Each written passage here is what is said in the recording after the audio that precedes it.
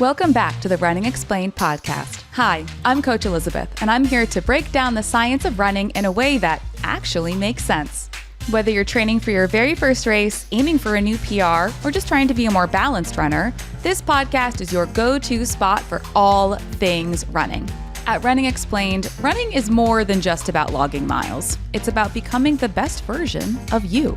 That's why we talk about more than just improving your fitness, but how to support your physical, mental, and emotional health too, so you'll see improvements that go far beyond race times. And if you're looking for more support, I've got you covered. Whether you're interested in one-on-one coaching, following a structured training plan, or joining our supportive group coaching, I've got options to meet you where you are and help you level up. Ready to dive in? Let's go. Hey friends, welcome back to a new episode of the Running Explained podcast. Very excited to have you here this week. Just a note that if you tuned into the mindfulness episode recently and it was an hour of silence, that was not some sort of meta commentary on mindfulness. That was an error in the file upload. But we caught it pretty much right away, and that shouldn't be an issue. I just want to say, yes, that was not intentional. That would have been, I'm not that clever. Anyways, hopefully no issues in this week's episode. And my guests are Kylie Van Horn and Zoe Rom. Both have been on the show before, and now they're on the show together because they have a podcast together called Your Diet Sucks. And yeah, interesting name for a show. Love the premise. Deep dives into different types of diets, eating, nutrition information, because there's so much information out there. It's part of what I'm doing here is try to help sort through misinformation and help you understand what's going to be the best option for you. And that includes things about food, fueling, hydration, nutrition. And so yeah, big conversation about kind of some meta stuff, endurance and diet culture and where the research is and isn't. Just a lot of fun. Always a good time to talk to Zoe and Kylie. So please enjoy. Kylie and Zoe, welcome to the show. Welcome back to the show, both of you. How are we doing? Amazing. Great. Excited to be back. Awesome. Super excited to have you here. So you've both been on the show before, but let's do a quick reintroduction. Obviously, there's so much new for you individually to talk about and together. So Kylie, go ahead and briefly tell us, who are you? I am Kylie Van Horn. I am an endurance sports dietitian and owner of Fly Nutrition. And I am a road runner converted to trail runner sort of thing. I live near Aspen, Colorado, and Zoe and I live near each other. And we started a podcast last year together called Your Diet Sucks. Yeah. As Kylie said, I'm Zoe, resident of rural Colorado and Kylie's BFFF. And I'm also a journalist specializing in public land policy, environmental science, and endurance sports / podcaster. I do some podcasts for Ultra Sign Up in addition to Your Diet Sucks and covering public lands policy under the Trump administration, which is a never-ending fountain of news. Yeah, don't you some days wish you had less to write about? It's such a double-edged sword because it's like, well, job security, but it's also like, oh my God, holy and all the news, it keeps like, I feel like a lot of it keeps happening like very late at night past my bedtime recently with the reconciliation bill. And, like, I mean, we're totally off topic. To work during business hours, We're totally off topic and we're not going to talk about this that much more. But I also am like, wait, it's like, what are they doing at 1 a.m. vote? I've been asleep for like 4 hours at 1 a.m. The thing that can really unite America is like, please make less news happen and please have it happen during business hours. They want everyone to be sleep deprived. Exactly. That's the idea. Right? We're just like zombies. What's happening? I'm too tired. Oh, well, and I will say, if you want to hear more about our discussions around that sort of topic. Zoe, you were on the show with Tina Muir a couple years ago. We talked about the book that you wrote at that point in time. So plug, if you want to hear more about us talking about that, go back and listen to that episode Still from relevant. season 3. Still relevant this day. Well, before we actually get started and talking about all the big stuff, I have 3 fun, quick questions that I didn't ask. I wasn't doing this before when you guys were on the show previously. So we'll take it one question at a time. And I'm going to say, Zoë, let's have you answer first for the first question. And my first question is, if you could have an all expenses paid, guaranteed entry trip into any race or let's say major running event in the world, what would you choose? Western states, skip the lottery, skip the golden ticket process. Like it's probably, it's maybe not the most expensive one in the world, but hey, if someone's going to give me a bib, like let's go back to Auburn. Yeah, I'll be there. Yeah, Kylie as crew. She gets an all expense paid trip. Last time we did Western states, I had like no money, so we like had to squeeze like 8 adults into a single condo. So if we're getting all expenses paid, we're getting the full ski chalet this time. Right. Everybody gets their own bathroom. That's how you know. Exactly. Kylie, what about you? I feel like I don't know. I'm more of like an adventure person. Like I'd want to go do one of my favorite places to run or visit is Nepal. And so I'd probably want to go back there and do like the Nepal marathon or something like crazy because it's so beautiful there. So it's not like a world major marathon or something or Western states, but it's more adventure, I would say. I mean, that's really cool. Yeah, it's so beautiful. If people are listening, like it's such a good place to go visit and run and explore the culture. I'm surprised that nobody has said the Barkley marathons yet, or maybe I'm not surprised. I feel like if someone offered me that plus like $10,000 to do it, I'm not sure I would. Like, I just don't know how much of my life I want to spend wandering around in the woods. No.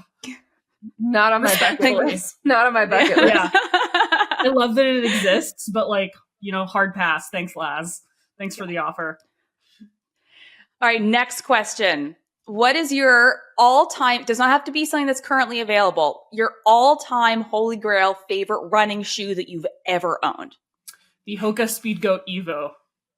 That was an awesome running shoe. It was like the Hoka Speed Goat, but it had like an especially like bouncy midsole.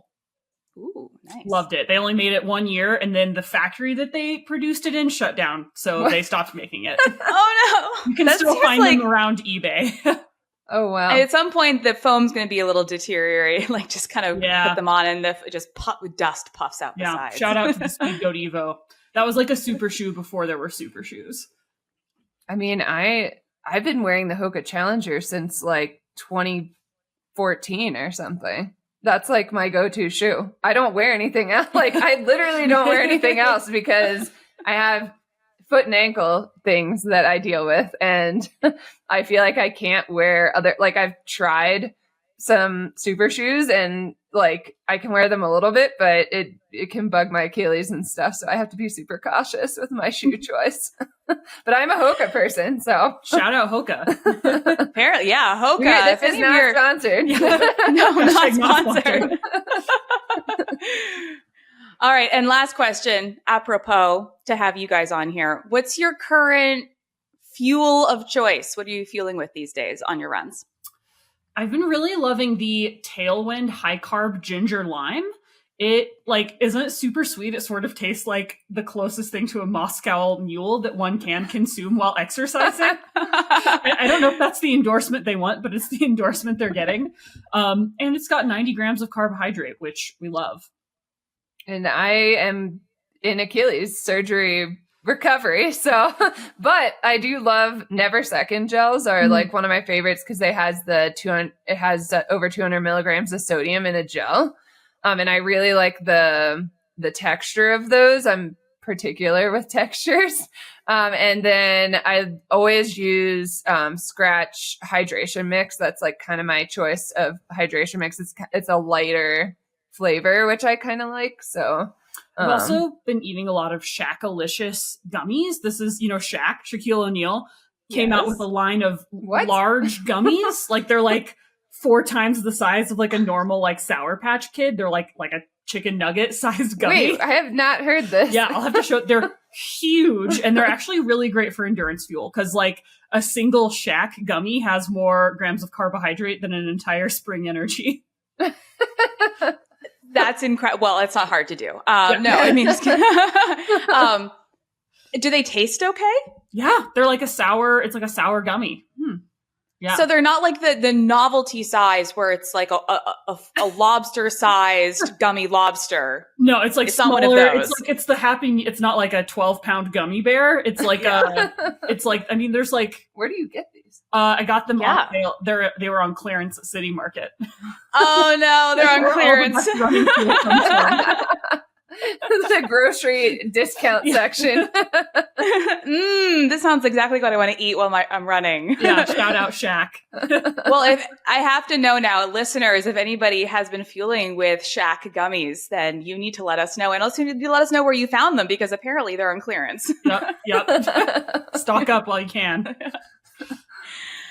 Well, today we're talking about a whole bunch of stuff, but we're talking about your show, your new podcast called Your Diet Sucks. And I want to know why. How did this show come to be? What's the origin story here? Well, we have been best friends for quite a while, and I noticed on a lot of our runs. So Kylie professionally does nutrition. I amateurly do nutrition. So many of the things that like I was fascinated about, both as an athlete and journalist, Kylie had a lot of like professional and clinical expertise in. And so I thought it would be interesting to explore that on a podcast and sort of combine my background in research and journalism with her clinical and professional experience. So who first raised their hand and said, maybe we should start a podcast? I think it was me. I feel like I'm always trying to get people to start podcasts. And what do you guys talk about? I'm sure there's a lot of overlap in our audiences, but what do you guys talk about on your show? Yeah, we dive deeper into diet culture and history behind diet culture topics, I guess, and try to like present the evidence or lack of evidence behind certain ideas in the space that keep coming up in athlete conversations, or even now through like DMs that we get all the time on our Instagram page. Like we'll randomly have people send us videos about like some crazy diet idea that they saw on the Instagram. They're like, can you do an episode on this? So we have this Excel sheet with, hundreds of topic ideas. So we are not going to run out of topics to talk about because the diet misinformation out there is running rampant. Yeah. And I think, I really like Kylie brings a lot of the amazing, like sort of scientific context, and so many of the ideas that particularly athletes and runners have about diet, we don't have them because they're scientifically valid. We have them because they're culturally sticky. And so I really wanted, in the context of our podcast, to explore why we have these ideas, because it rarely is just from like a place of like evidence and like rational thinking. A lot of things are just kind of cultural baggage that have persisted throughout time. So like in an episode we have about fasting and fasted training, we look at the cultural history of fasting and why this idea has persisted in culture, particularly for athletes. Or we're working on an episode that's coming out this week about longevity. So like, going all the way back and talking about Ponce de Leon and the Fountain of Youth to like modern longevity gurus like Brian Johnson, and examining like what evidence exists for the intersection of diet and longevity and athletic performance. And I think what's so interesting is, again, where I think a lot of ideas come from, or when I start investigating my own beliefs about a thing, my goal is always to like pull on the thread as far as I can go to like find where these things start, so we can really investigate like, okay, why do we feel this way and what does the science say? It's interesting you bring up things that are, I love the phrase, culturally sticky. Why is this in our conversation? Why do we believe these things? Because we've kind of always believed these things. the running culture has its own set, I think, of historical viewpoints about things like diet, nutrition, and fueling and hydration that have, it feels like kind of like they're echoing up from the past, and the echoes are getting a little bit quieter, but it all kind of rolls up into whatever today's diet culture du jour is. But I want to know if there are any specific things that you, obviously being athletes, they're familiar to your world, but that you are specifically looking at and saying, we really don't hear people who aren't runners or endurance athletes talk about this thing. Like what are the things that seem to be specific to the way that endurance athletes are getting stuck in this misinformation?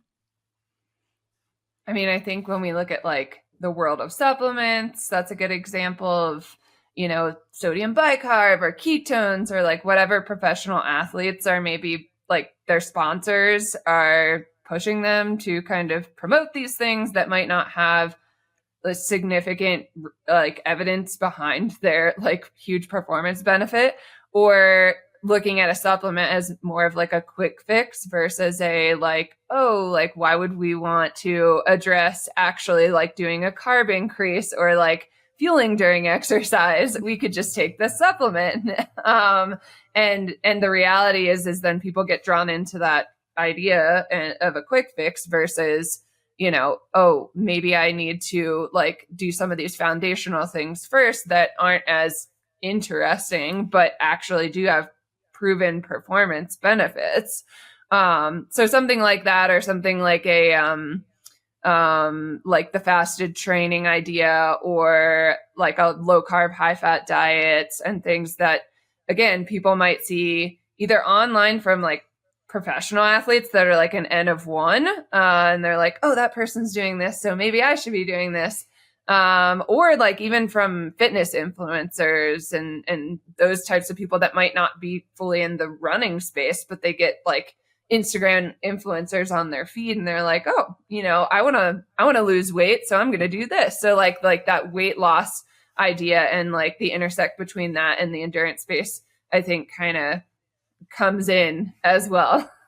And I think, we talk also a lot about media diets and how our current media ecosystem isn't exactly a robust ecosystem for the propagation of evidence-based information about diets, health, and well-being, because the way that most people get information these days from social media or potentially from like health and fitness specific niche magazines, usually websites now, social media as well. The incentives of those sort of like algorithmically driven, attention economy driven media outlets, it doesn't incentivize like, it incentivizes these like really niche stories about marginal gains or about, small tweaks, one weird trick, try this hack for purported outsized benefit, where that's not really how science works. That's not how human physiology usually works.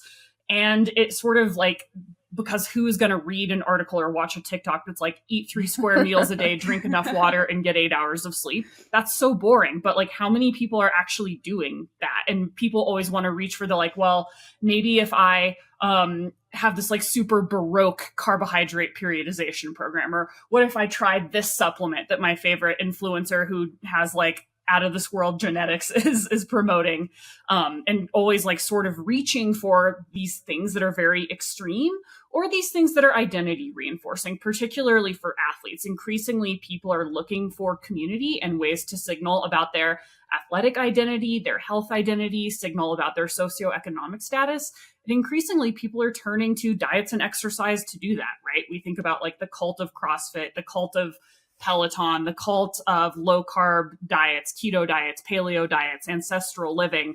All of these sort of start as way of like modalities of exercise or eating, but they become these like branded communities because people are looking for a way to be and a thing to belong to. And so we're always really interested in investigating that sort of dogmatic approach to diet and exercise as well. I love that you bring up the media literacy element of this. And I'm just reminded of going through supermarket checkout lines with, or not even, she bought them. My grandmother struggled with her weight all her life.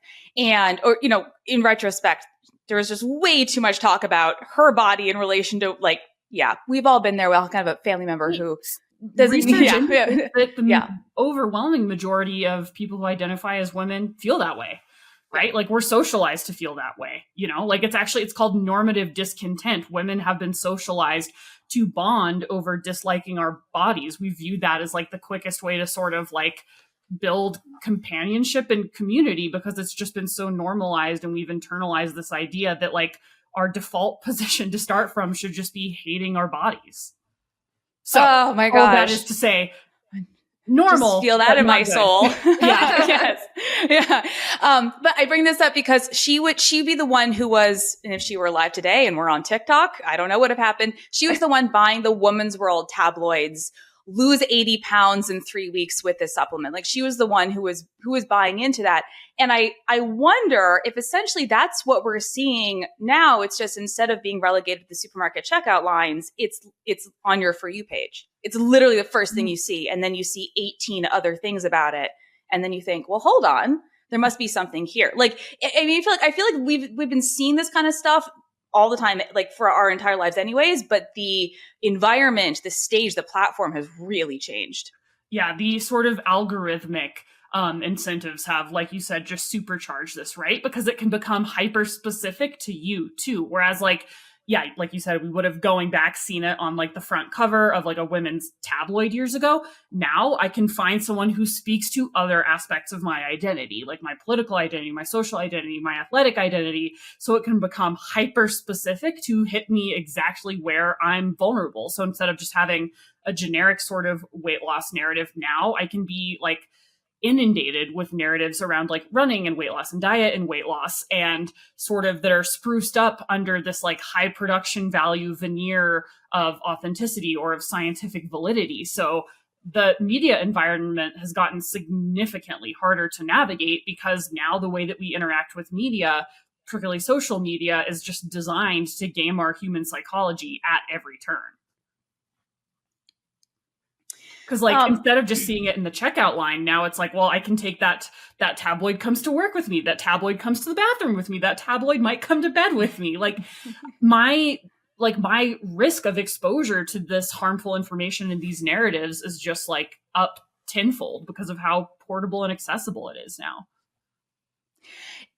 What you said though about that feeling of belonging, kind of identity based, it also gives you some reinforcing aspects of who you are. And again, kind of feeling like you belong. And especially as we are all feeling more and more alone these days, there's something incredibly comforting about feeling like you found a community who understands you, or at least like you're bought in. And maybe one could say that running is almost that way, right? But, and to maybe some degree, it kind of sometimes is. But I think when we talk about these things, and having obviously been through my previous experience in recovery from eating disorder, I rode that, and I think we've all talked about this previously, that low carb train super hard. Like I was all bought in. To have your beliefs confronted in a way like that is incredibly uncomfortable. And I know that I found myself getting very uncomfortable when I was having to defend a position which I couldn't really defend.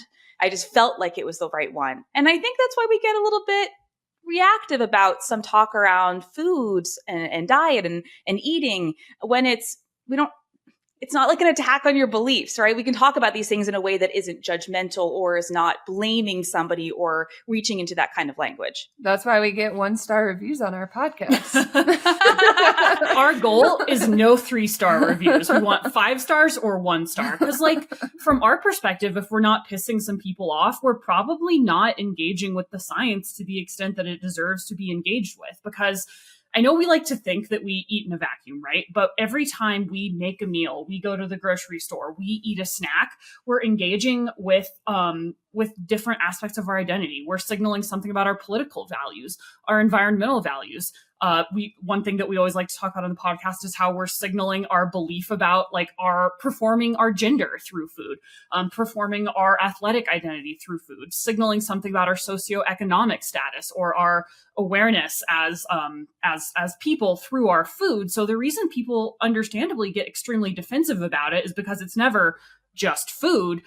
when I'm attacking your diet, you might feel that I'm attacking like your political philosophy. It could be your religion. It could be your socioeconomic status, your class identification.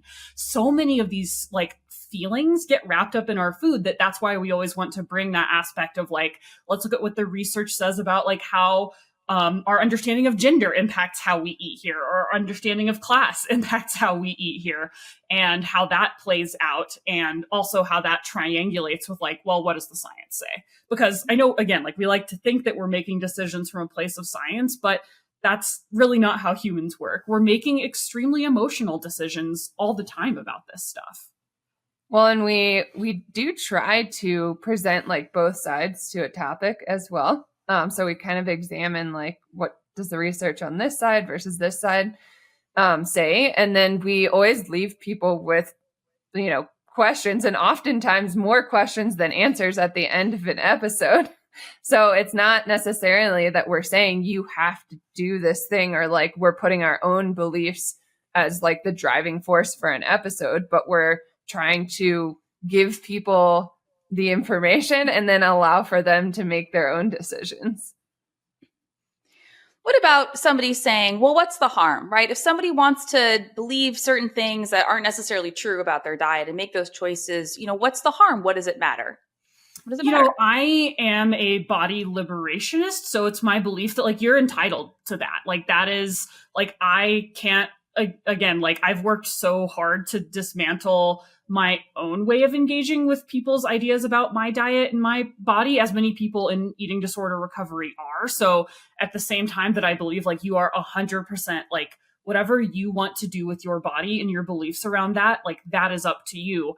However, I want to equip people with the critical thinking skills and empower them to make their own decision. And in order to do that, I think we have to be aware of where our culture's beliefs and ideas end and where our own begin. Because like diet culture is the water that we're swimming in. It's the air we breathe. It is the predominant culture that we live in. This assumption that smaller is better from a health perspective, a morality perspective, a human dignity perspective. And so it's sort of our idea to investigate that, interrogate that, try to undo that so that we can start to notice like, actually, I didn't want to do this. It was a thing that I was told I should want, but I don't actually want to be smaller. Like that doesn't come from within me. So again, like if I believe that if I give people the information and equip them with the decision-making and critical thinking skills, I fully anticipate some people will come down on different sides of issues than me. And that's awesome. Like we want to hold space for that. But where I get frustrated is when people just blindly accept these narratives about like smaller must mean healthier. Like restriction must be better. Eliminating things must be better than including things. And again, if people like end up in a different place than I do, that's awesome. And so far that they try to take their own informed path to get there. Yeah. And then on top of that, I think the point of, having certain ideals as a signaling for other people to bring other people into maybe what could be a harmful way of eating, or taking a supplement that somebody doesn't realize could be harmful for their health because they have a certain health condition. Like that piece is where I start to have a problem with it, because as a practitioner, I see too many people just getting drawn in, and they were drawn in by a friend or a teammate or whatever, and they don't even know what the possible downsides are, and it could be an actual dangerous situation for certain people to engage in certain diet practices. So if somebody wants to engage in that as their choice, and like great, but like trying to promote it to others as like the ultimate only way, that's where I start to have challenges with that. And we like so intentionally are not prescriptive on the podcast. Like we get a lot of pushback and questions. People like, just tell us how to eat. And it's like, that's not what we want to do. Like that's not our goal here. Our goal is to equip and empower you to do that better for yourself, because like we're different people. And I think so much of the challenge of diet culture is that we're just handed this broad set of prescriptions that have baked into it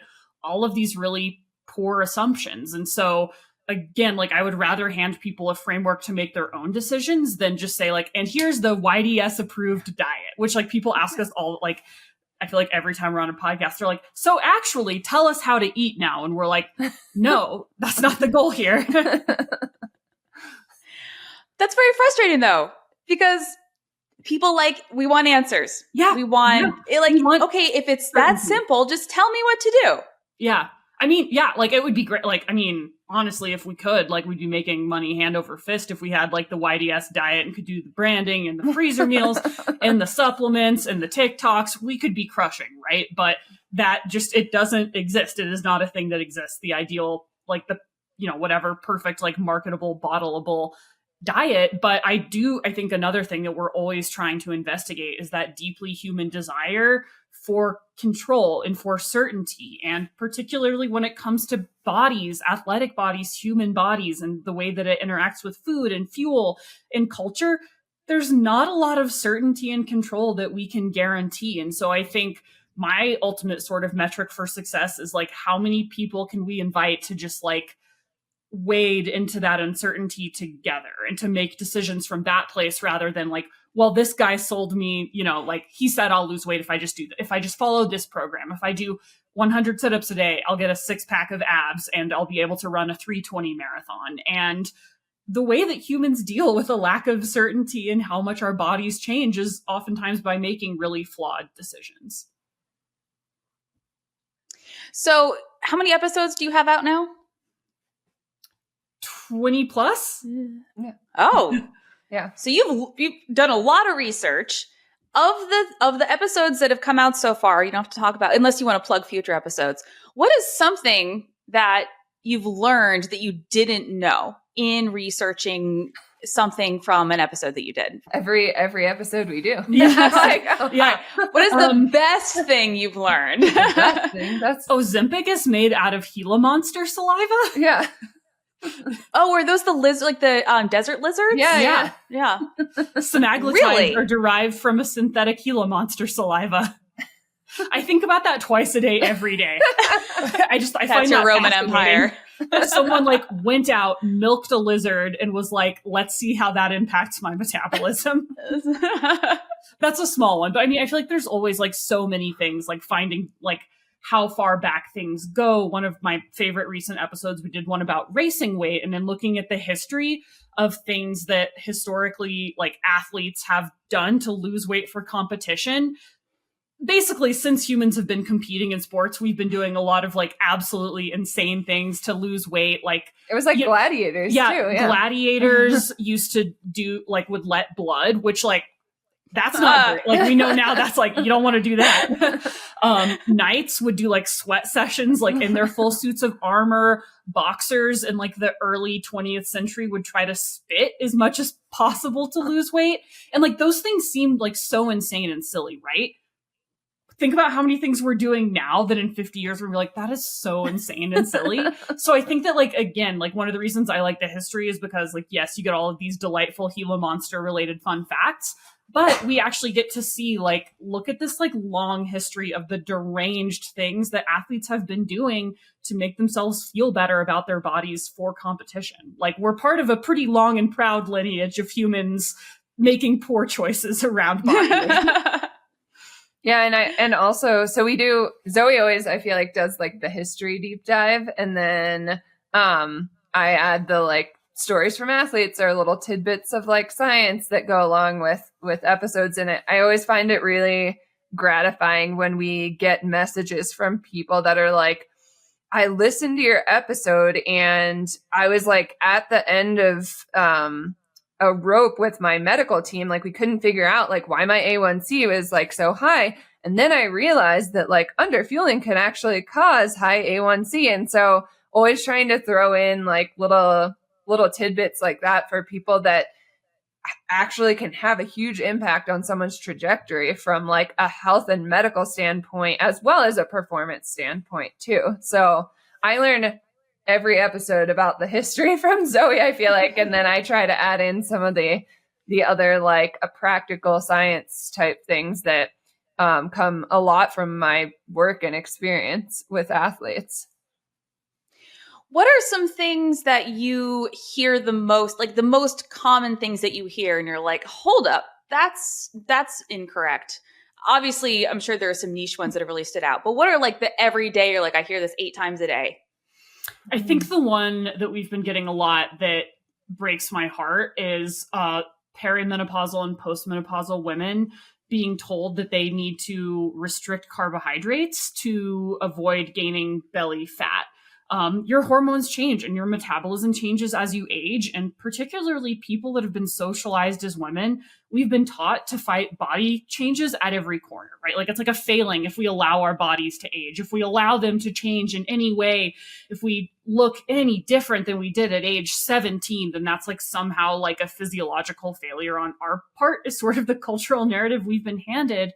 And it breaks my heart to engage with so many female athletes navigating menopause who've been told to resist and resent these body changes, when in fact, like I understand, like body comp changes can be scary, like not feeling like you have control over your body and the shape it's taking, particularly in a culture that like is not kind to aging bodies and to women's bodies. That's really hard. And I don't have an answer for that. But I also know that the answer isn't to continually push products and restrictive diets and fear at women who are already navigating something that's scary enough in their bodies. I would say it all revolves around carbs, right? It's always carbs. Like carbs are bad. Blood needs a better PR person. Like blood sugar. There's a lot of I think there's a lot of like misinformation about like your blood sugar going up is a bad thing, and like we hear a lot about that and inflammation and the low carb, high fat. So it like all ties to carbs, right? And fear of eating processed foods while running. Like there's a lot of moralizing around like, oh, it's so much better to eat an orange than a gel. And it's like, no, it's not. Like an orange does not have the ideal, glucose fructose ratio. The best is when, but like the marathoners that are like, yes, I need to eat whole foods while I'm doing a marathon. And I'm like, that is like the worst idea ever if you actually want to feel good doing your marathon. Or I feel like we get a lot of questions where people like, they're like, man, I would love to find a way to get away from these gels. And it's like, no, like if you can rock simple carbohydrates while you are running, that is good. And we get like lots of questions about like, won't consuming gels during exercise make me pre-diabetic? And like, no, like your blood sugar and your metabolism is different while you're running than it is while you're sitting at your desk. So like, I'm not saying like rock out on gummy bears and gels at your desk all day, every day, but like, yes, do that while you're running a marathon.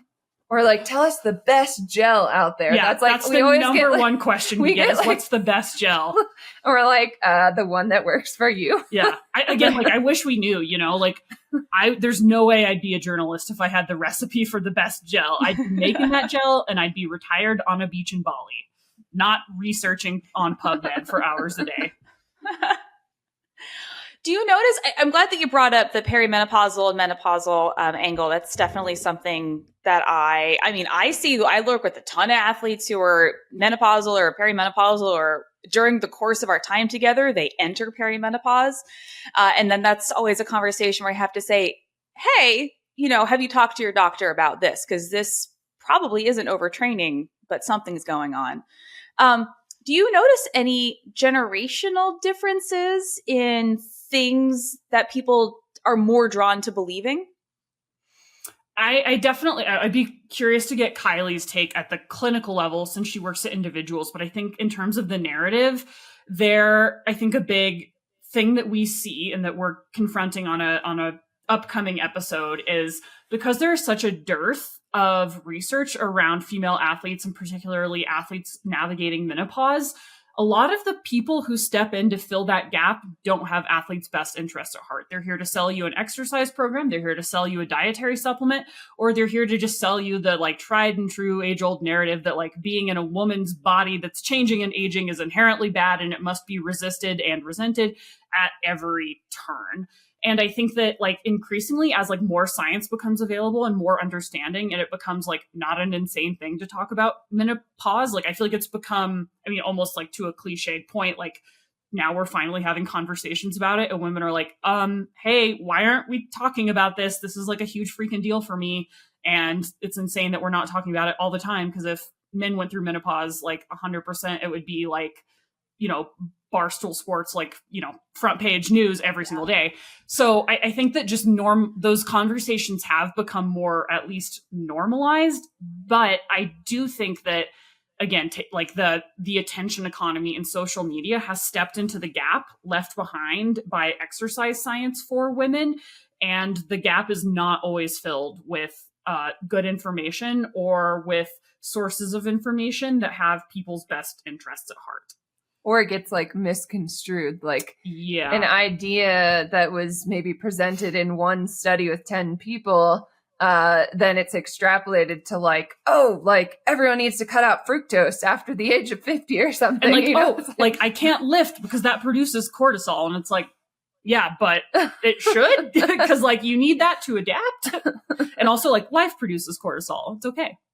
Yeah. So with, like Zoe said, I think I'm glad that there are more conversations happening around these stages of life and later in life. But at the same time, I almost feel like to some extent, like what research is there is causing women to be more hyper focused on like, oh, like I need to do this one change so that I can, again, like manipulate my body to look like it did when I was 20. So it's still that focus on like weight loss, body count change, body image, and that body dissatisfaction. And then we're like taking what's being presented and extrapolating and then causing like hyperfixation on certain things. Yeah. It is hard though, because some of these things come into our, say, sphere of understanding because they're innovative. And I'll use the sodium bicarb as an example. And we actually, this is really interesting because I just want to talk about it. But I remember when a couple years ago, and I'm sure you guys have obviously done far more research than I have. A couple years ago, I read a paper that said, hey, sodium bicarbonate might help buffer essentially hydrogen ions. And then I kind of I was like, that's interesting, but how do you inject sodium, baking soda into your bloodstream? Like, how do you get it there? You can't. Okay, move on. And then Martin came out, of course, with their sodium bicarb product, which is very interesting. But it is one of the things that you also mentioned earlier as something that people tend to gravitate towards or put a ton of weight in. So I want to talk about this, if you don't mind, as an example of kind of how something that has some science behind it kind of gets really blown up in a way that people then ascribe more to it than they should in some cases. Yeah, well, novelty bias, right? Like we're always drawn to the new, bright, shiny object. And again, like so much of this is just the fault of like algorithmically driven social media and news. Like no one's going to read an article in Outside Run where the headline is breaking news, threshold training improves your threshold. Like we know that, right? But what will get a big splashy headline is this new study on 6 elite male Australian race walkers shows a 1 to 3.1% increase in time to VO2 max hydrogen ion buffering at max effort. And like that seems exciting. And I'm not saying like what's tough. It's a very long headline. Yes. Can have a positive impact, but like usually like when you look at like the actual conclusion of these studies, there's a lot of caveats and there's like discussion of like, does this have statistical relevance? Does this have clinical relevance?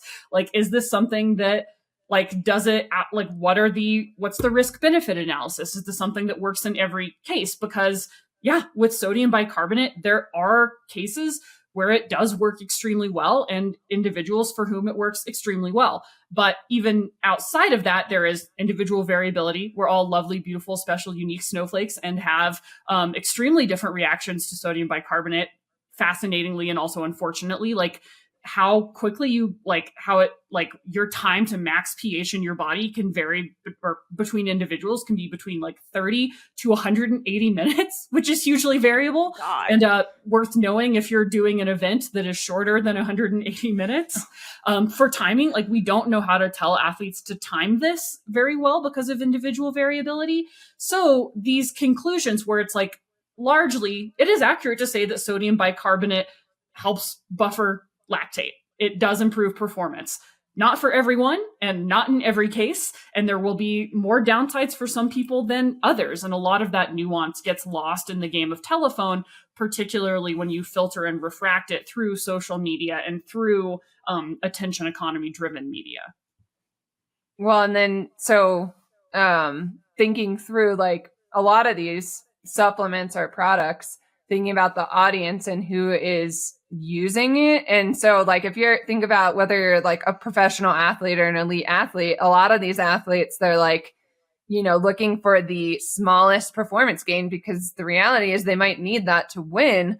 But then the average person will like extrapolate from that and be like, oh, I need this, but like I'm not taking in enough grams of carbs per hour, like is, focusing on the wrong thing, I would say, or the wrong priority. So what I usually tell athletes is like, maybe we can consider this, but like I want to make sure these other things dialed in first before we consider this, And then if we are to consider this, then like Zoe was saying, variation in like how this is potentially going to impact you from a performance perspective, and is it going to have a positive benefit or could it maybe not?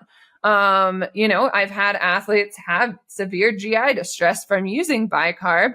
And so, yeah, like maybe, okay, we're going to trial it and see how you react to it. But that also doesn't mean like, if you have GI distress, like maybe then we don't use it, like, but you'd be surprised. People are like, oh, no, I'm just going to keep using it. And I'm like, okay, well, like it might not be a great thing race day.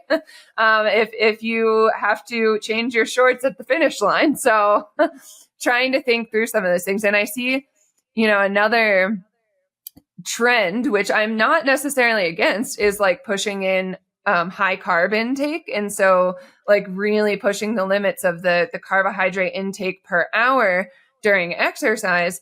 I'm a fan of like pushing fueling limits, but at the same time, we have to consider again, contextually, like A, who is doing this? A lot of elite cyclists and professional runners, and B, like, is this something like, are we considering gender differences? Are we considering how you like what your effort you're going at during your racing and training? And so like all of these considerations have to be taken into account before you say, oh, I'm just going to push in 150 grams of carbs an hour. So it's like Zoe was saying, it's kind of like this shiny new thing. People want that and they're drawn to it. It's not necessarily a bad thing, but it's also something that you need to start like asking yourself questions about, like, how does this apply to me before maybe just like jumping straight towards it. Yeah. I'm glad you brought up the high carb option, because that's something I wanted to ask you about broadly in terms of, are we seeing more of an emphasis now on fueling because it's trendy? If that makes sense. Like, yes, we have a lot more research. It is a lot more common. It is common practice for elite runners now to fuel and fuel very well. But it also feels like in the kind of zeitgeist, fueling is trendy. And I hope that it stays that way. But one of the things I wanted to ask you about was that super high carb trend. So you are seeing that, people trying to put, and then wondering why they have GI distress at 150 grams per hour. I get questions every week, multiple times a week, about whether they should be pushing in 120 to 130 grams of carbs an hour and what my thoughts are on that.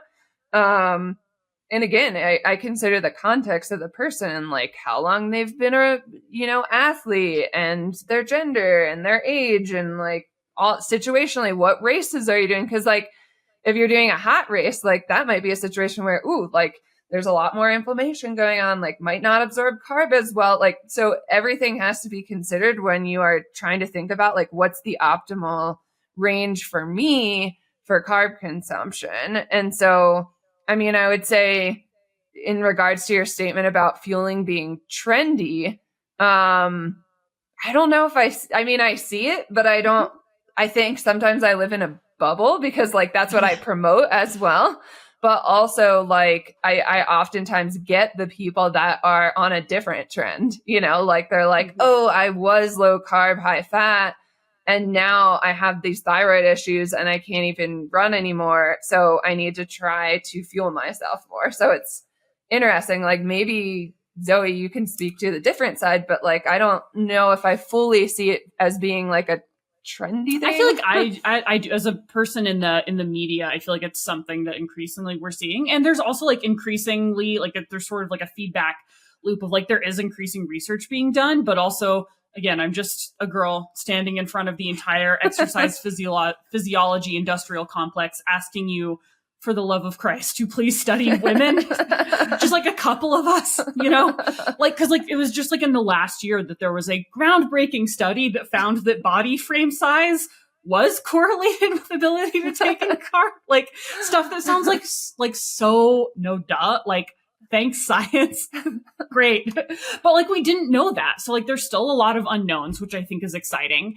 And I think there is still a lot of need to obtain more information. And likely we will update our understanding in praxis as more information becomes available, as we should. What I think we shouldn't update our understanding in practice based on is the meta narrative, right? Because the narrative is always sort of like, oh, if this one person is doing this thing and having success, therefore I should do this thing and I will have success. And that's still not the place we should be making decisions from. Even if what this N of one is promoting is something that does feel more in line with scientific practice or more in line with like a positive understanding of fueling your body for performance, it's still coming from that wrong place of like X is doing it, so I should do it.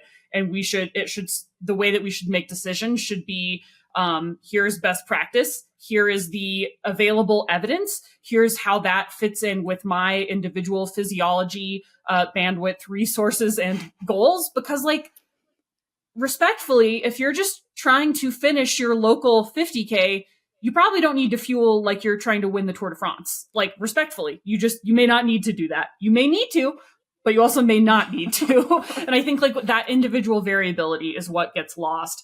And the sort of like bright, shiny object intervention is always what we gravitate towards. And maybe more evidence will become available that suggests we all need to be fueling a certain way in the future, but that's not what exists right now. And that's usually not how science works. But things update slowly. We still don't have a lot of nuanced information. We still don't know what the limitations of this practice are. We're definitely seeing the limitations out in the wild when, there's like fireworks off to the side of the trail when people have these epic blowups on ultra running live streams, which is always exciting from a spectator perspective, but also tough from a sartorial perspective for their shorts. So I think it really is that like, well, we're still making decisions from this N of one place. And that's from that experiential place. And we want to combine individual variability with the best evidence available.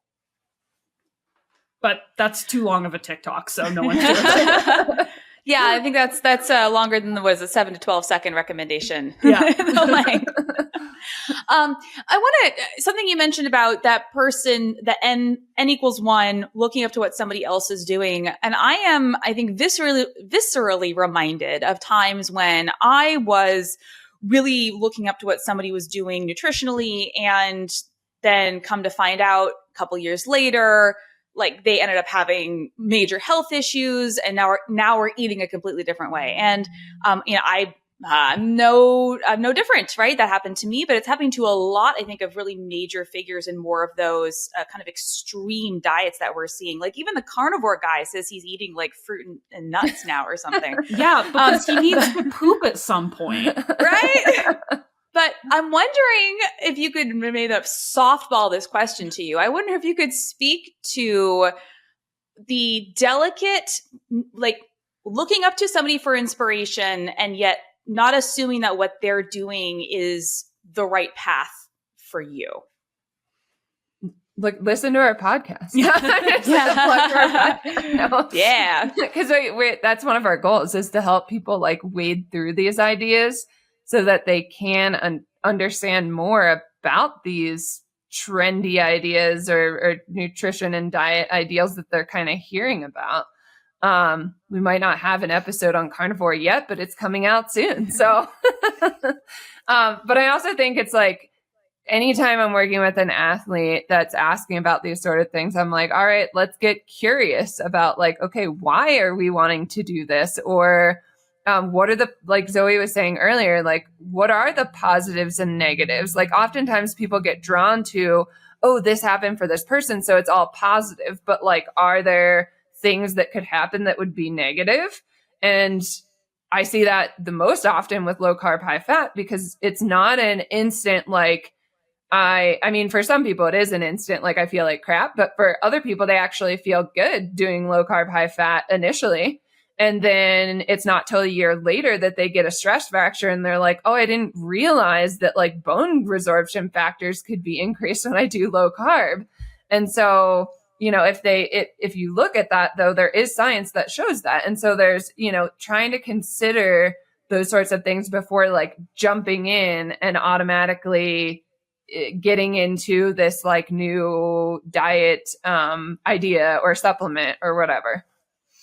Yeah, exactly. And I think that knowing you're not seeing the full picture, right? Like I know we know that on an intellectual level, but it is so tempting when you see someone who looks the way you want to look or runs the way you want to run and they do X diet thing, that if you just do it because of course your bandwidth, resources, genetics is going to be exactly the same as theirs, voila.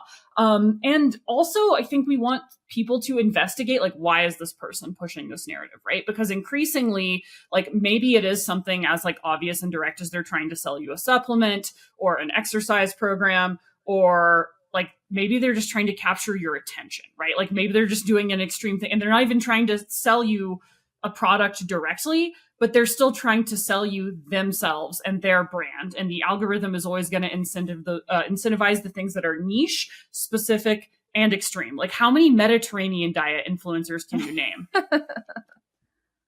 She's waiting. No. Yeah, right. But like there's so many like paleo, carnivore, low carb, like because it becomes a way of being, right? Like you'll update your Instagram handle so it's like low carb Zoe 69 and it becomes your whole way of being, and you have to double down on your identity and either project it out on other people or you figure out how to monetize it and commercialize it and harness the attention of other people. So I think always being like asking like, how is this person benefiting from pushing this narrative? And hopefully people do that for us too, right? Because like we benefit from pushing the narrative of like, investigate these things from a critical thinking perspective, because it keeps you coming back and listening to the podcast. So I think that just encouraging people to be like, wait, why are they saying this? Because I know that we all like to think we're lovely people surrounded in the world by amazing other altruists, but there can be other motives besides out of the goodness of my heart wanting to share the gospel of paleo eating with you.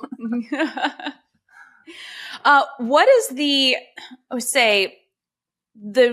coolest, most optimistic, most like, oh, that's really awesome, I didn't know that thing have you come across in your research for the episodes you've done so far? I know, I'm trying to think. I feel like it always takes us to like dark places where it's like, yeah.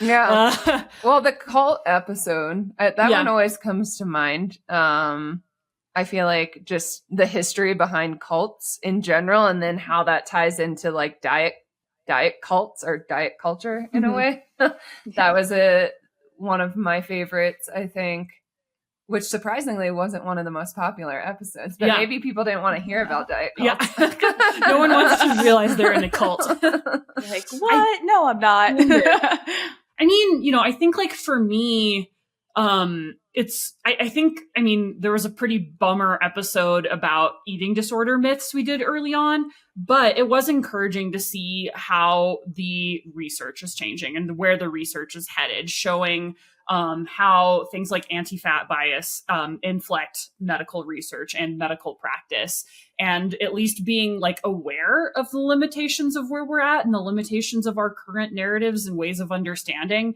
Like people are starting to ask the right questions, and we are starting to update our understanding. And even though I would still say that diet culture is the predominant culture, it's gotten very sneaky and it's gotten very good at disguising itself and at constantly rebranding into like additionally cute, like Gwyneth Paltrow coded pastel forms of diet culture. It is still diet culture, but I think that we're developing a better language for it. And I think that, you know, even though a lot of times we get DMs and questions from listeners that are kind of huge bummers, because it still shows that like diet culture is the culture we're living in, people are asking questions and they're having a dialogue. And I think that's like the most encouraging thing that I'm coming back to. And like, you know, when I'm fact checking things or when I'm interviewing people for the podcast or looking at the research, seeing how many smart, empathetic, motivated people are working in these realms, I think is really encouraging for me.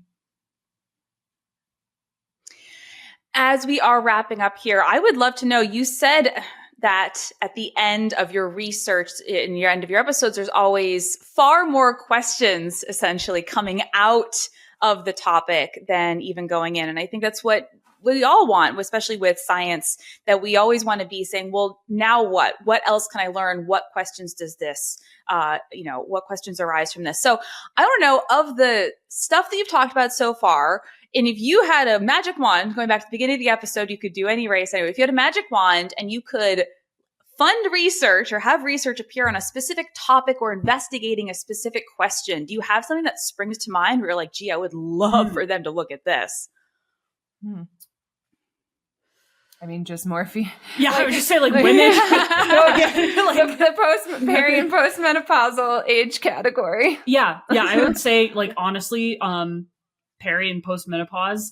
And so on one of my favorite episodes was our unpacking processed foods, because we talked about this extremely elaborate study, which was technically the first study to show directly how processed food impacts people's metabolism and hunger cues differently. And it involved locking people in the NIH laboratory for 2 weeks and having them sleep in a metabolic cart. So I just want to find a bunch of menopausal women and lock them in the NIH with metabolic carts to actually let's do some good science, not surveys, not fear mongering. Let's actually figure out what's going on here. And also again, bring in that cultural aspect of I do wonder how many people would be DMing us if we weren't living in this world where we were just taught to fear change in our bodies and taught to fear body composition changes. If I could wave a wand and I would be curious what different questions women would be asking if we didn't live in diet culture, if we were taught to love and respect and honor our bodies, even when they change, and even when they change in ways that our culture says are wrong. What would it look like to not fight that and to be okay with it and to understand it and maybe even love it? I got a question from one of my runners in my group program about kind of broadly saying this athlete is perimenopausal. They started taking some hormone replacement therapy and now their hunger is all messed up, not really hungry very much. And they've lost a little bit of weight, but essentially they were kind of saying, hey, should I do anything about this? Should I be concerned, what should I do? And my response was essentially, well, obviously, you know your body best. And if you're concerned about the weight loss, talk to your doctor about it. But then I said kind of what you said, right? Our bodies are supposed to change, not supposed to stay the same. But most importantly, I said, as long as you're feeling good, your training's going well, you're not injured, you're sleeping well, everything's going well, then it really doesn't matter what size your body is. And, having, I think, those regular reminders rather than stepping out into a different space and saying, oh yeah, but now I'm seeing a 48-year-old who looks like she's 24 because of the filters, or that I should always, try to, like you said, fight what is happening to my body. What are the questions we should be asking? I think some of those questions are, but how do I feel? How am I performing? How am I sleeping? Not well, how big are my pants? I think, you hit the nail on the head with that, because we're taught that number one, what our bodies look like is our weather vane for success, for worthiness as a person, and for health. And we know that that's just not correct, right? And so I think training people to look for those different indicators of how are you training? How are you sleeping? How is your mental health? Are you able to go to a restaurant like a normal ass person without going insane and driving your family crazy because you brought your own seed oil from home? And so I think that training people to zoom out, and if it's hey, what if you just forgot about what your body looked like for a second? What other things would you start to pay attention to understand yourself and your own health better? I think a lot of people, they just have been so conditioned though to focus on calorie counting or a number on the scale that then we've lost sight of oh, I don't even know how to listen to my body. What is that? And so might have to retrain yourself to understand what are some biofeedback markers that I can look at to gauge whether I'm doing well, performance and health wise. And so that's something that I work with people on a lot, is they'll come in and they're so focused on numbers and all of that. And then I'm well, what would you do? Kind of like Zoe said, what would, if we were to take that away, what are you going to focus on as our metric progress every week from a more biofeedback perspective? I have to say, as somebody who grew up counting calories, like steeped in that diet culture, it is really weird when you haven't done that in a while, but you look at something and you're like, I know how many calories are in that. It just, Man, my fitness pal. oh my Got a lot God. to answer for. Like I didn't want to know that. I don't care anymore, but it's there. It's right there. And you're Right. Like I think about like how much like time and energy, like in my, even still, but like definitely when I was a younger woman, like, could I name everyone on the Supreme Court? Probably not. Could I tell you how many calories were like in every single brand of yogurt? Yes. And like how much of our time and energy and like the stuff of our very lives we dedicate towards these narratives that are misplaced at best. And I think like at worst, intentionally constructed to disempower us and to take up our brain space on purpose. So that we don't do things like get on the Supreme Court or make great podcasts. More gut punches. Thank you so much, Kylie, Zoe. I really appreciate your time.